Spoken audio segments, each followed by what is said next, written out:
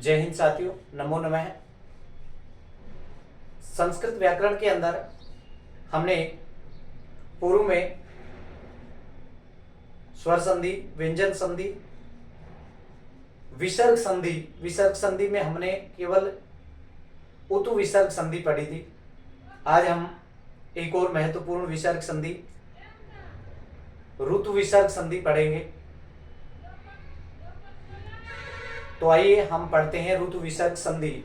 एक बार सभी साथियों का टीसीजी क्लासेज पर हार्दिक अभिनंदन, स्वागत है।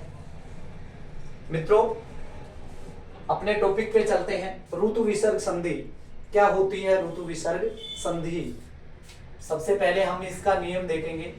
क्या कहता है इसका नियम?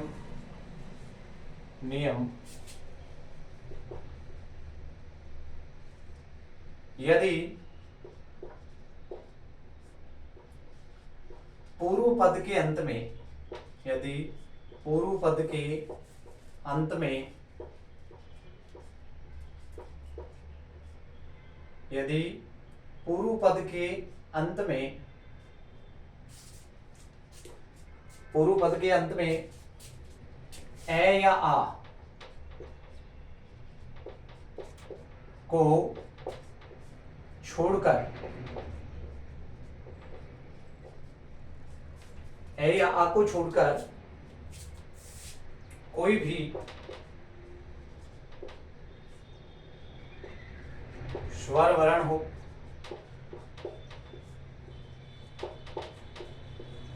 स्वर वर्ण एवं विसर्ग हो,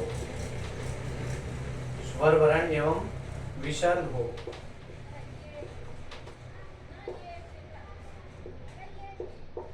तथा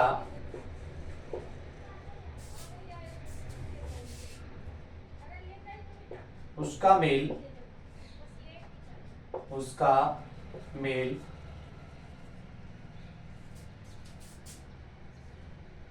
किसी भी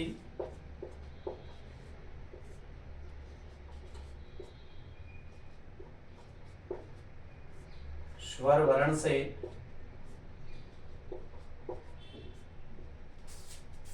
या वर्ग के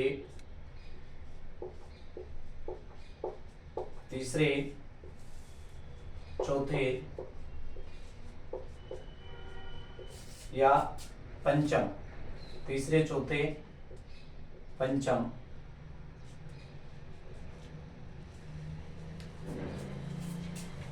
वर्ण से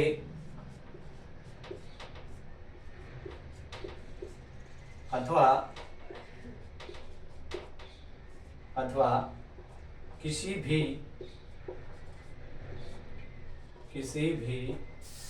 अंतस्थ वर्ण से हो तो क्या होता है? विसर्ग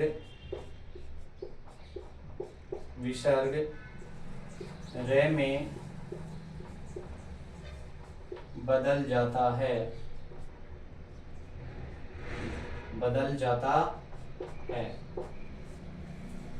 विसर्ग रे में बदल जाता है।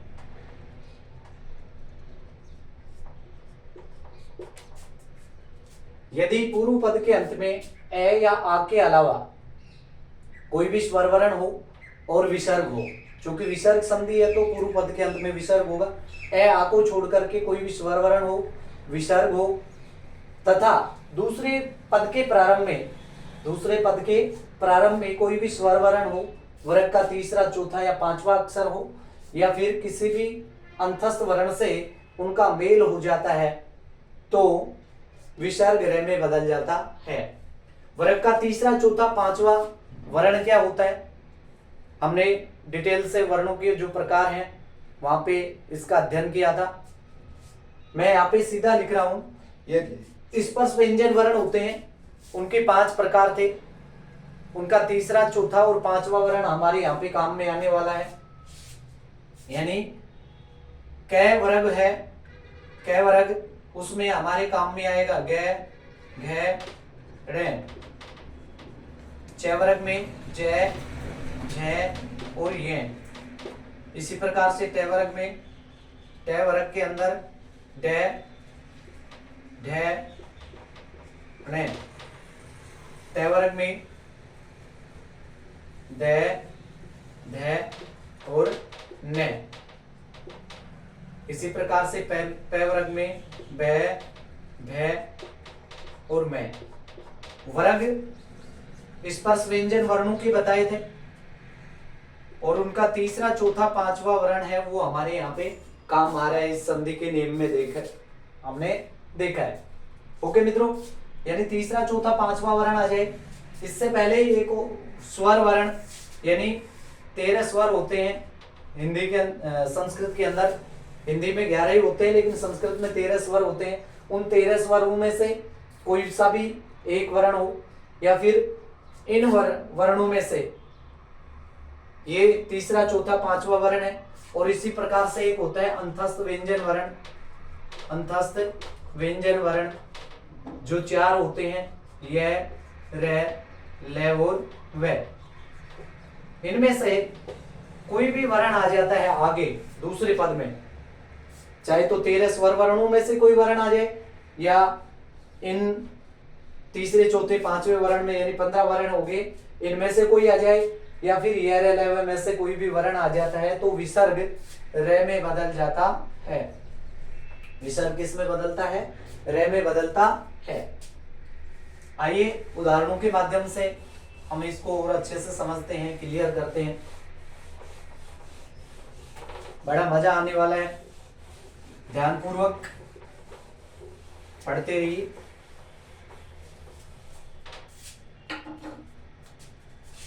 पहला हमने देखा ए या आ नहीं होना चाहिए।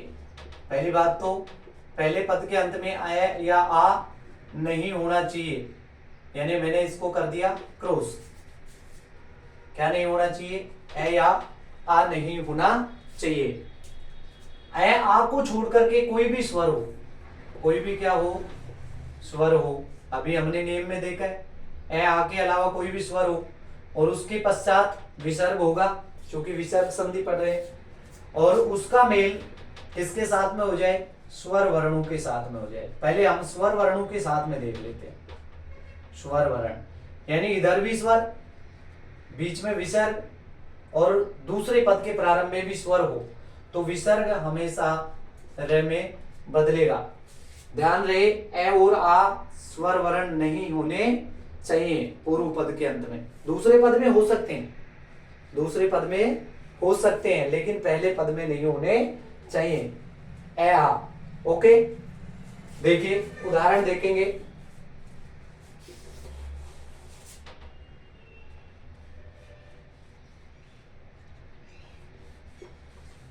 पहले पद के अंत में मुनि यानी ई आ गया। ई विसर्ग का मेल किसके साथ में हो सकता है? किसी भी स्वर वर्ण के साथ में हो सकता है। विसर्ग रे में बदलेगा।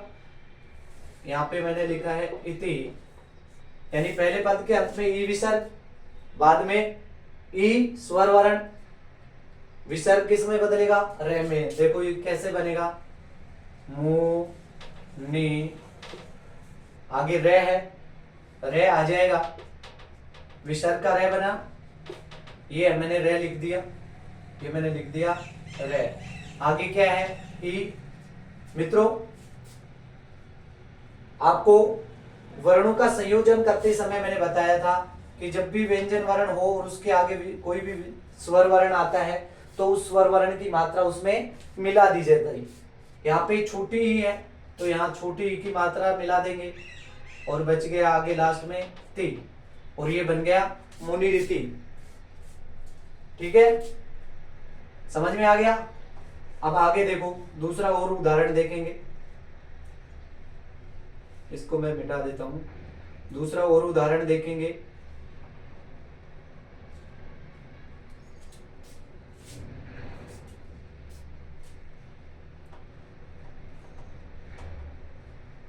भानु, भानु प्लस अशोक। पहले पद के अंत में ऊ विसर्ग, दूसरे पद के प्रारंभ में ए। अब ध्यान रखना, पहले पद में ए आ नहीं होना चाहिए, दूसरे में हो सकता है। यहाँ पे मैंने लिखा है, देखिए ऊ विसर्ग और ए, इन दोनों का मेल हो रहा है, इसका मतलब ऋतु विसर्ग संधि होगी, और ऋतु विसर्ग संधि में विसर्ग का क्या बनेगा, रे। तो भा नु, विसर्ग बदल जाएगा रे में, और आगे असो है, असो। हम इस प्रकार से, ये रूप इस प्रकार से बना है, लेकिन इसको लिखते ऐसे नहीं है। अभी मैंने बताया था व्यंजन वर्ण में स्वर वर्ण मिलाया जाता है। तो ये कैसे बनेगा, भानु रे, रे के अंदर ए मिलाए तो पूरा रे हो गया, और भानु रसो। ठीक है मित्रों, समझ में आ गया होगा। और देखो,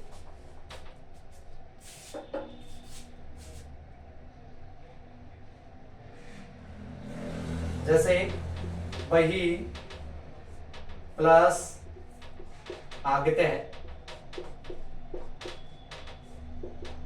पूर्व पद के अंत में ई विसर्ग है, आगे आ गया तो क्या बनेगा, विसर्ग रे में बदल जाएगा, बे ही, विसर्ग का रे बन गया रे। आगे आ की मात्रा है, आ है तो आ की मात्रा लगा देंगे, और गते है, इस प्रकार से ये बन जाएगा बहिरागते। क्या बनेगा, बहिरागते।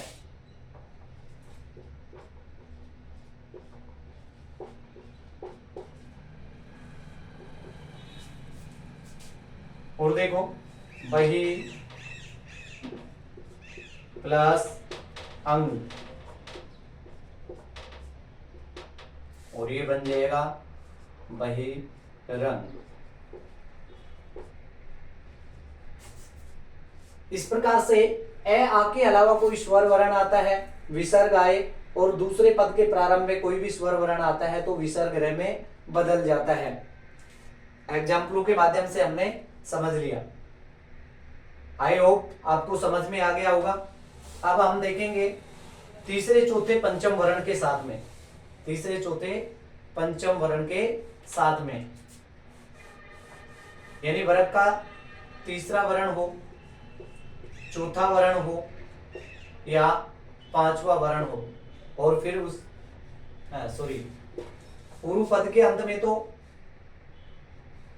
स्वर वर्ण होगा, विसर्ग होगा, ए आ को छोड़कर, ए या आ को छोड़कर, और इधर क्या होगा, दूसरे पद के प्रारंभ में वर्ग का तीसरा या चौथा या फिर पंचम वर्ण हो सकता है। यदि तीसरा चौथा पांचवा वर्ण इनमें से कोई भी वर्ण आता है तो विसर्ग रे में बदल जाएगा। जैसे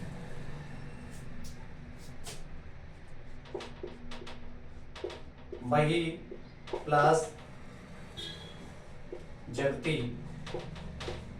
पहले पद के अंत में ई विसर्ग, उसका मेल कै वर्ग के तीसरे वर्ण के साथ में यानी जय के साथ में हो रहा है, विसर्ग रे में बदलेगा, ये बनेगा बै ही, विसर्ग का रे, और जगती,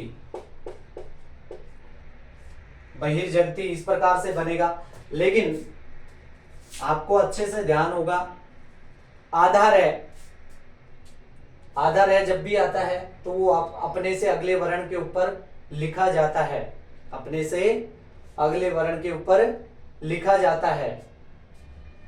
तो ये इसका शुद्ध रूप क्या होगा, ये व्याकरणिक दृष्टि से अशुद्ध है, इसलिए मैं इसको मिटा रहा हूं, और इसका शुद्ध रूप क्या होगा, बहिर्जगती, बहिर्जगती। और देखो तीसरे वर्ण के साथ में, और देखो नी प्लस बलम, पहले पद के अंत में ई विसर्ग, उसका मेल वर्ग के तीसरे वर्ण के साथ में यानी भय के साथ में हो गया तो विसर्ग रे में बदलेगा, और इसका रूप बन जाएगा निर्बलम। जिस प्रकार से हमने रे को पहले देखा, रे बोला पहले जाएगा, लिखा अपने से अगले वर्ण पे जाएगा, अगले वर्ण के ऊपर जाके बैठ जाता है, जबकि बोलते समय उससे पहले बोला जाता है। ये अच्छे से आपको ध्यान भी रखना है, ये अच्छे से आपको ध्यान भी रखना है, ठीक है। और देखो, चलो कुछ उदाहरण चौथे वर्ण के साथ में देख सकते हैं, जैसे नि प्लस धनम बन जाएगा निर्धनम, निर्धनम। रे विसर्ग का बन गया, ध के ऊपर लिख दिया, निर्धनम बन गया। जैसे दु प्लस गुणम, पूर्व पद के अंत में उ विसर्ग और आगे ग जो तीसरा वर्ण है विसर्ग रे में बदलेगा और ये बनेगा दुर्गुणम, इस प्रकार से। लेकिन फिर शुद्ध रूप में इसको लिख देता हूं मैं, ये बनेगा दुर्गुणम।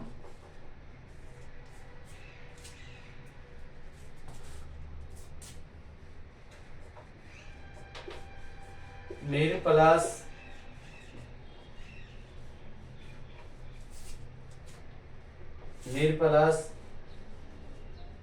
नि प्लस गुणम, सॉरी हाँ ये वाला उदाहरण भी चल सकता है। नि प्लस गुणम निर्गुणम,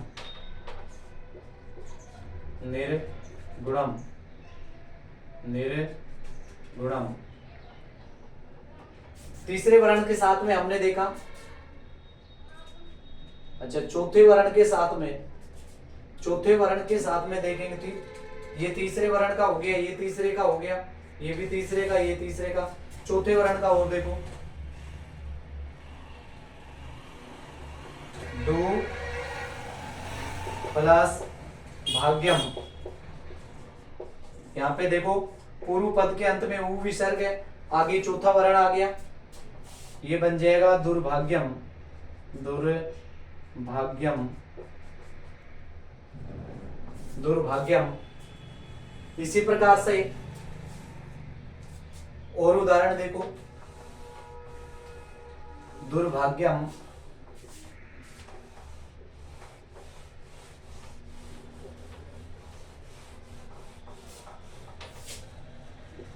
नि प्लस भयम, ये बन जाएगा निर्भयम,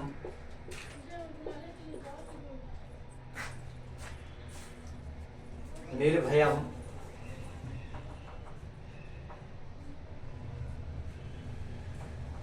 अब पंचम वर्ण के साथ में देखते हैं, नि प्लस मक्सिकम,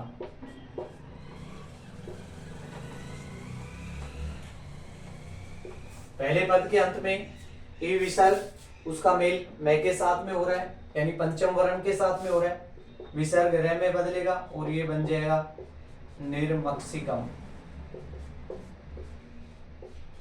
निर्मक्सिकम, निर्मक्सिकम। जैसे नि प्लस मम और ये बन जाएगा निर्मम, निर्मम। ठीक है मित्रों, स्वर वर्णों के साथ में देख लिया, इसके बाद में तीसरे चौथे और पंचम वर्ण के साथ में देख लिया। अब हम देखेंगे, ये हो गया कंप्लीट, मिटा देता हूं इसको। अब देखिए हमारे पास व्यंजन वर्ण बचे हैं, कौन से? अंतस्थ व्यंजन वर्ण, अंतस्थ व्यंजन वर्ण।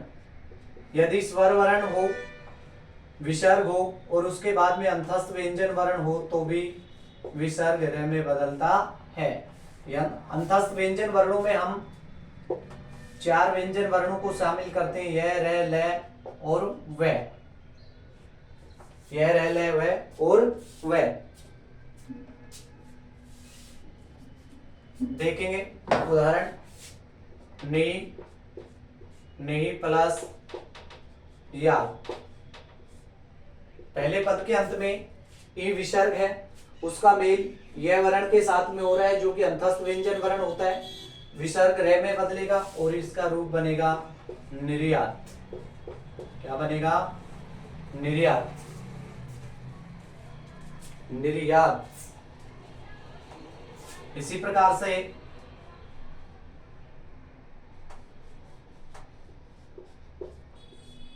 ने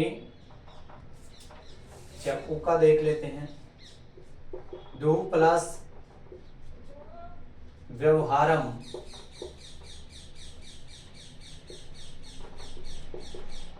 पहले पद के अंत में उ विसर्ग है, वह के साथ में मेल हो गया तो ये बनेगा दुर्व्यवहारम।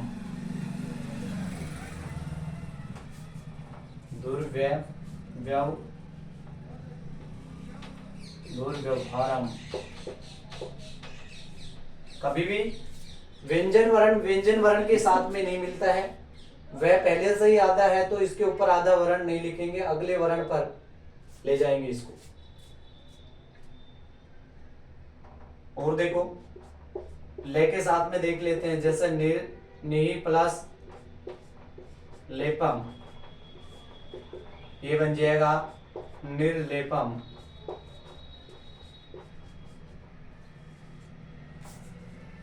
ठीक है मित्रों, क्लियर हो गया?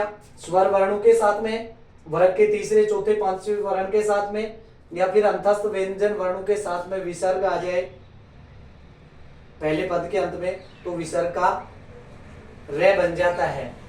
ध्यान रहे, बार बार मैं बता रहा हूं, ए और आ स्वर वर्ण नहीं होने चाहिए। ए और आ स्वर वर्ण नहीं होने चाहिए।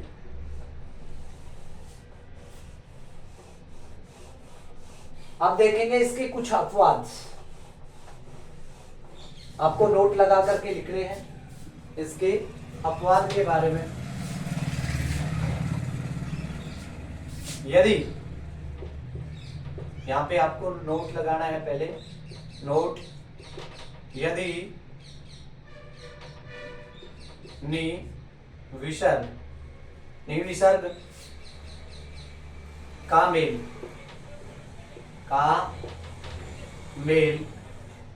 रे के साथ में हो,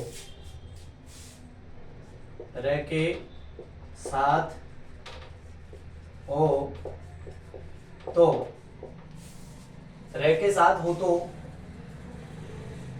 विसर्ग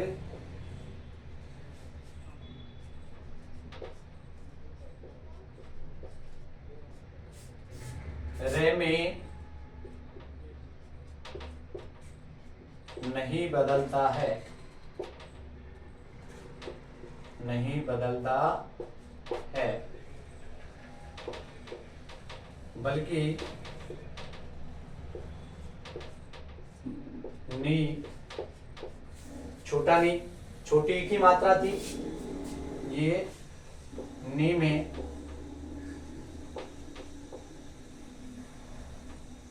बदलता है, यानी छोटी से बड़ी में परिवर्तित हो जाएगी। यथा नी प्लस रोगे है, पहले पद के अंत में नी आ गया, आगे रे आ गया, विसर्ग रे में नहीं बदलेगा। हालांकि यहाँ पे व्यंजन वर्ण अंतस्थ व्यंजन वर्ण है, ऋतु विसर्ग संधि के नियम अनुसार विसर्ग रे में बदलना चाहिए, लेकिन फिर भी रे में नहीं बदलेगा और ये रहेगा नी का तो बड़ी की मात्रा लग जाएगी और ये बन जाएगा निरोग है। जैसे नी प्लस रजे, ये बन जाएगा निर्जय है। क्या बनेगा, निर्जय। ठीक है मित्रों, इस प्रकार से नी बड़ी ई में बदल जाएगा, यानी छोटी ई की मात्रा की जगह बड़ी ई की मात्रा लग जाएंगे। और विसर्ग रे में नहीं बदलता है, क्योंकि आगे पहले से रह है, तो विसर्ग रे में नहीं बदलता है। ये इस संधि के अपवाद भी हैं। इस प्रकार के बहुत से उदाहरण आपको देखने को मिलेंगे। ओके, समझ में आ गया होगा। इसके अतिरिक्त हमने उतु विसर्ग संधि में उतु विसर्ग संधि के अपवाद देखे थे। उतु विसर्ग संधि के अपवाद देखे थे, उन पे भी मैं थोड़ी सी चर्चा कर लेता हूं। उन पे थोड़ी सी चर्चा करते हैं। यदि देखो, यहां पे आपको नोट लगा के लिखना है। यदि पूर्व पद के अंत में पूर्व पद के अंत में पूर्व पद के अंत में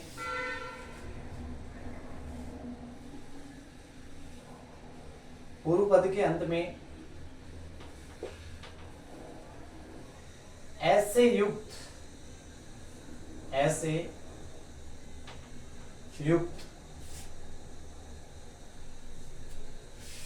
अविसर्ग युक्त अवयव अविसर्ग युक्त अवयव को तथा उसका मेल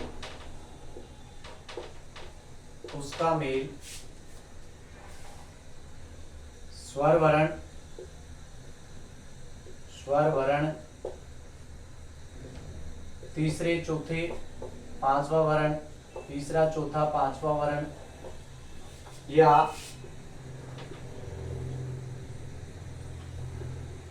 अथवा अंतस्थ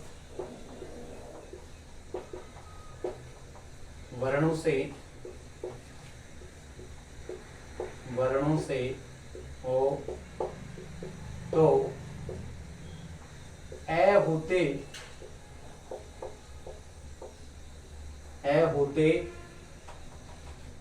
हुए भी विसर्ग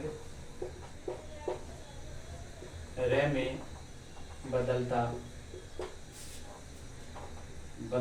है,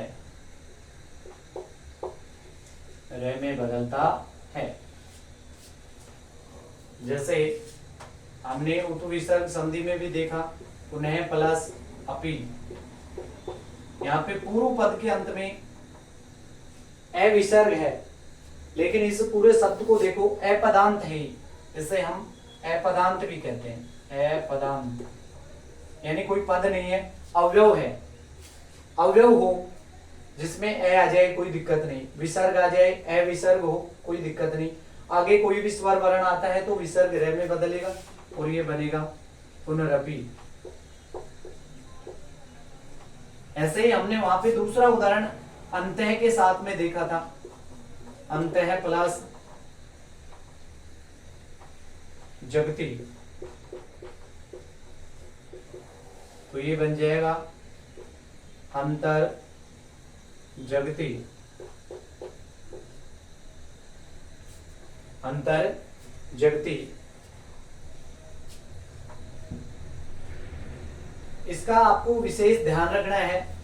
यानी अवयव शब्द हो, जैसे पुनः है, अंत है, इस प्रकार के अवयव पद आ जाए और उसके बाद में कोई भी स्वर वर्ण तीसरा चौथा पांचवा वर्ण आए या अंतस्थ वर्ण आए तो भी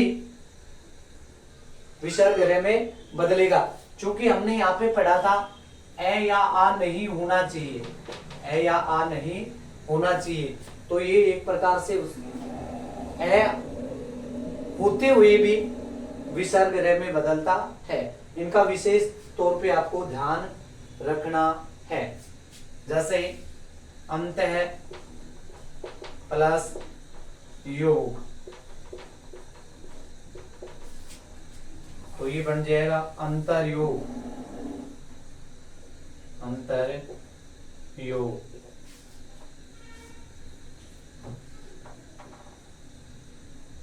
जैसे पुनः प्लस गमन, एव है, ऐसे युक्त विसर्ग है, विसर्ग से युक्त ए आ रहा है, लेकिन कोई दिक्कत नहीं क्योंकि ये अवयव पद है। पुनः प्लस गमन और ये बन जाएगा पुनर्गमन, पुनर्गमन। ठीक है मित्रों, ऋतु विसर्ग संधि को बहुत अच्छे से हमने पढ़ा। कल हम नेक्स्ट क्लास में संधि का दूसरा प्रकार सतु विसर्ग संधि पढ़ेंगे। तब तक मुझे इजाजत दीजिए। वीडियो देखने के लिए आपको बहुत बहुत धन्यवाद। मिलते हैं नेक्स्ट वीडियो में। और यदि पहली बार चैनल को विजिट कर रहे हो तो सब्सक्राइब अवश्य करें, लाइक कमेंट भी करें। Thank you.